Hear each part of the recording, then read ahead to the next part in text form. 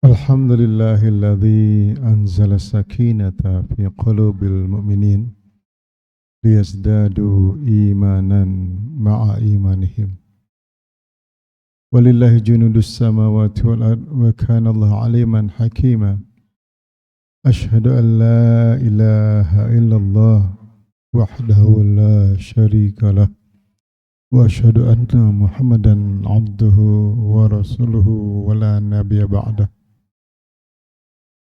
اللهم فصل وسلم على محمد وعلى آله وصحبه ومن تبعهم بإحسان إلى يوم الدين أما بعد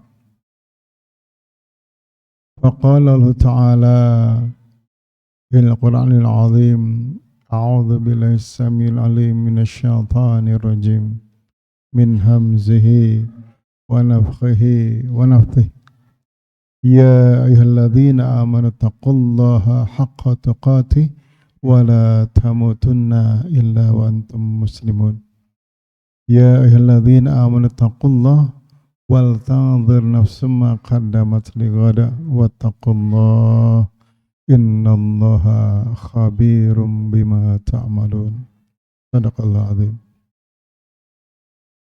Ayol hadirin jamaah rahimakumullah, segala puji bagi Allah yang telah memberikan nikmat kepada kita sekalian sehingga di hari yang penuh berkah ini, salah satu hari besar umat Islam itu Yaumul Jum'ah, kita masih hadir memenuhi panggilan Allah untuk melaksanakan salat Jum'ah berjamaah.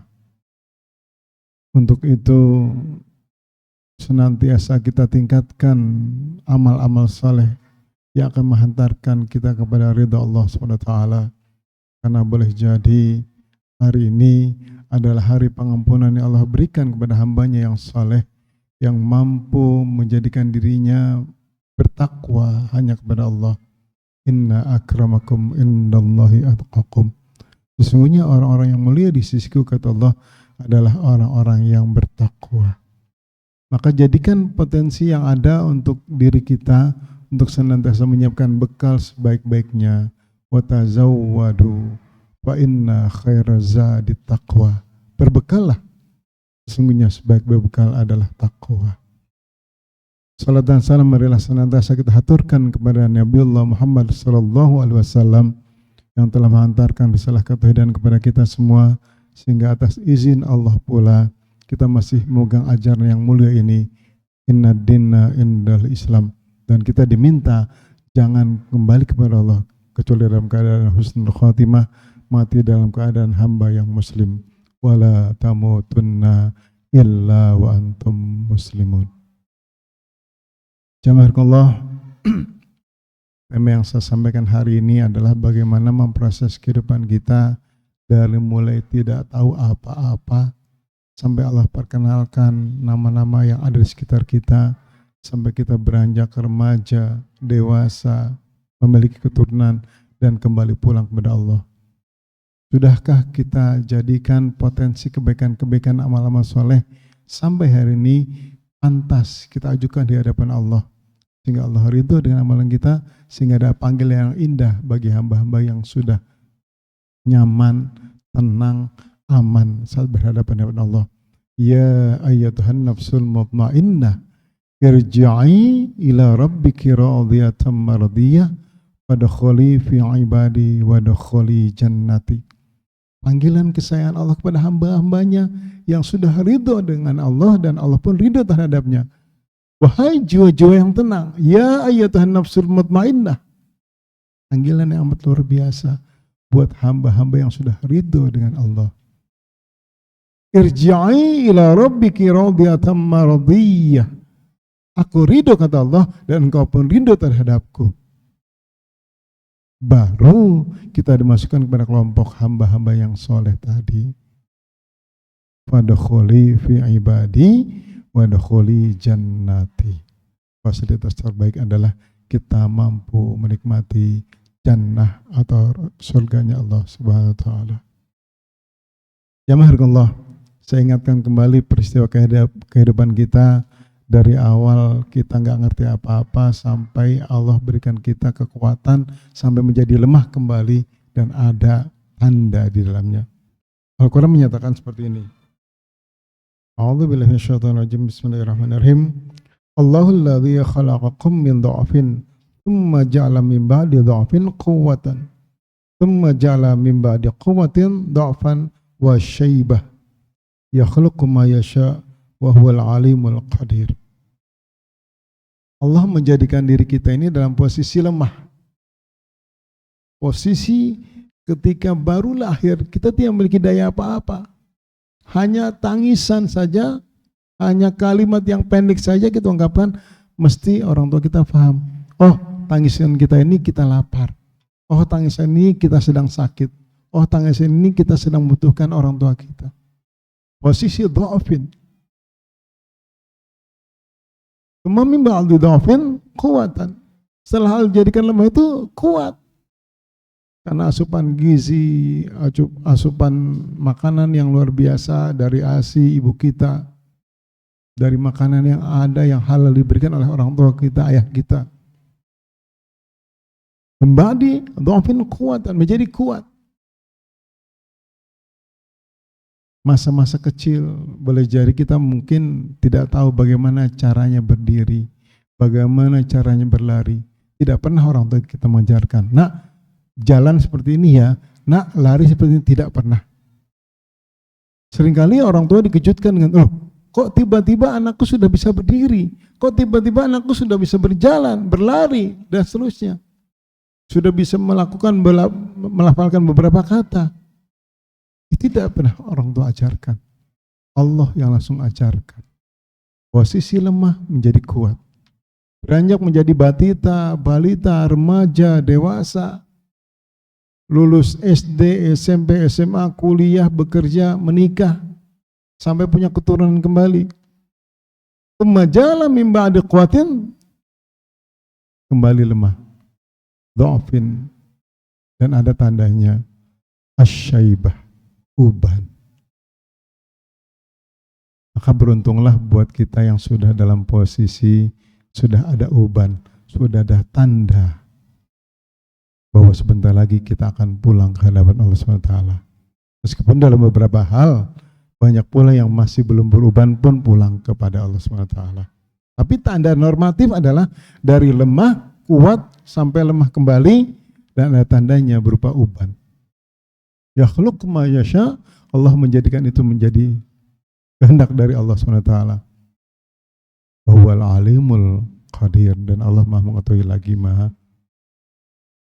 memberikan takdir kepada kita semua. Jamaah Allah, kalau kita tahu pulangnya kita, Masya Allah, berapa banyak orang-orang yang mengharapkan perjalanan kehidupan ini masih lama. Ketika ada panggilan-panggilan, ya Allah, tolong panjangkan umur saya, Allah. Saya masih mampu, belum berbuat amanah. Saya masih menjalankan amanah saya dari keturunan saya. Anak-anak nanti bagaimana? Saya masih belum mendapatkan fasilitas keimanan yang tinggi, ya Allah. Amal-amal saya masih belum banyak, ya Allah. Jangan kau panggil saya. Tapi ketika panggilan itu datang pada Allah, idza jaa ajalum sa'atan la yastakhiruna sa'atan la yastaqdimun. Ketika sudah hadir panggilan dari Allah, inna lillahi wa inna ilaihi raji'un, tidak ada yang mampu mengakhirkan perjalanan kematian kita, bahkan mendahulukan kematian kita. Orang-orang ahli surga ketika melihat potensi-potensi kebaikan itu, dia akan cerita. Sesungguhnya kalian pernah nggak diingatkan tentang amalan-amalan kebaikan oleh Allah kepada penghuni neraka? Betul, kami pernah dikasih tahu. Tapi tidak kami indahkan, maka rasakanlah azabmu. Dua golongan kanan, ashabul jannah dengan ashabul shimal, ashabun nar. Saling bercerita. Inilah jeripah yang kami lakukan ketika kami di dunia, kami lakukan banyak amal soleh, sehingga kami pantas untuk dimasukkan pada surganya Allah SWT. Kemudian di antara ashabul jannah dengan ashabun nar itu ada ashabul a'raf, orang yang berada di posisi pertengahan, yang masih menunggu-nunggu, saya ini nanti masuk surga atau masuk neraka. Pada ahli jannah, ahli surga, dia akan mengatakan, Salamun alaikum. Selamat kepada engkau karena engkau telah mendapatkan fasilitas dari Allah terbaik. Tetapi kepada ahli neraka, ya Allah, hindarkan kami dari perilaku yang mengakibatkan kami masuk kepada neraka. Sampai Allah baru panggil, masuklah kamu orang yang pertengahan itu kepada surganya Allah. Ini catatan-catatan perjalanan kehidupan kita, jemaah Allah. Bahwa seringkali kalaulah kita memiliki satu amalan, yakinlah. Kita harus yakin dan positive thinking, berbaik sangka kepada Allah. Bahwa amalan kita nanti kita pantaskan berada di hadapan Allah, kita pantaskan diri kita untuk mendapatkan kitab dari sebelah kanan, bukan dari sebelah kiri. Betapa ngerinya ketika kita mendapati kitab dari sebelah kiri dan itu pasti masuknya kepada neraka jahanam. Maka jangan pernah punya mimpi atau lagi menghayalkan, hidup saya masih lama, perjalanan hidup saya masih lama, saya masih punya amal-amalan yang bisa saya andalkan di hadapan Allah kelak. Hadirin jamaah Allah, seringkali kita menyangka amal-amalan kita itu sesuatu yang sudah kita pantaskan di hadapan Allah. Tapi seringkali pula amalan kita menjadi habitat a'malum, hapus amalannya. Kenapa? Ada rasa sedikit sombong. Bagaimana tidak? Boleh jadi saat kita sedang bangun malam, kita sholat tahajud, melakukan qiyamul lail, bahkan ditutup dengan witir, dan kita berbanyak istighfar di sana, astagfirullahaladzim, astagfirullah, minta ampun kepada Allah. Tapi ada lintasan hati kita menyatakan, bersyukurlah saya bisa sholat malam. Boleh jadi ada saudara-saudara saya, kerabat-kerabat saya yang sedang dalam posisi tidur yang amat nyenyak. Ada lintasan sombong. Habitat a'malum, hapus amalannya. Sudah capek-capek bangun malam, ada lintasan kesombongan, habitat a'maluhum. Ditambah lagi dengan subuh berjamaah, ditambah lagi dengan suluk, ditambah dengan duha dan seterusnya amalan-amalan soleh yang baik. Tapi ketika ada lintasan sombong tadi, malaikat akan mencatat kebaikan kemudian segera dihapus. Dan laporan ke Allah, zong. Tidak ada catatan kebaik bagi si fulan karena dia telah berlaku sombong. Maka jemaah Allah, seringkali dalam ibadah kita, janganlah dengan pedenya kita ucapkan, alhamdulillah saya sudah melaksanakan ibadah dengan baik. Tapi seringlah kita mengucapkan kalimat istighfar. Astaghfirullahaladzim, astaghfirullahaladzim, astaghfirullahaladzim. Karena boleh jadi amalan kita, ibadah kita tadi ada setitik rasa yang Allah tidak berkenan di dalamnya. Maka kuatkan dengan istighfar. Sehingga dengan istighfar itu Allah ampuni kesalahan kita tadi. Allah mengcover, menutupi kesalahan kita tadi dan dijadikan catatan kebaikan kita. Kenapa di penghujung jelang subuh Allah cuma meminta wabil asharihum yastaghfirun? Tidak perlu mengungkapkan ya Allah minta ini, minta itu, tidak perlu. Ucapkan kalimat istighfar sebanyak-banyaknya dan Allah tahu kebutuhan kita adalah dalam rangka meminta segala urusan kita dimudahkan oleh Allah Subhanahu wa taala. Jamaah, mari luruskan niat kita. Perjalanan hidup kita lagi-lagi tidaklah sebentar. Usia kita boleh jadi sudah di angka yang banyak, 40 tahun, 50 tahun, 60 tahun. Sudah ada tanda-tanda dari Allah Subhanahu wa taala. Uban salah satu tanda bahwa panggilan Allah sudah semakin dekat. Semoga Allah seridho dengan seluruh amalan-amalan kita. Allah menerima seluruh amalan-amalan kita dan Allah hapuskan kita dari segala dosa-dosa Allah serta disabarkan dengan setiap ujian menimpa diri kita. Aqulu qouli hadza fastaghfirullah li wa lakum.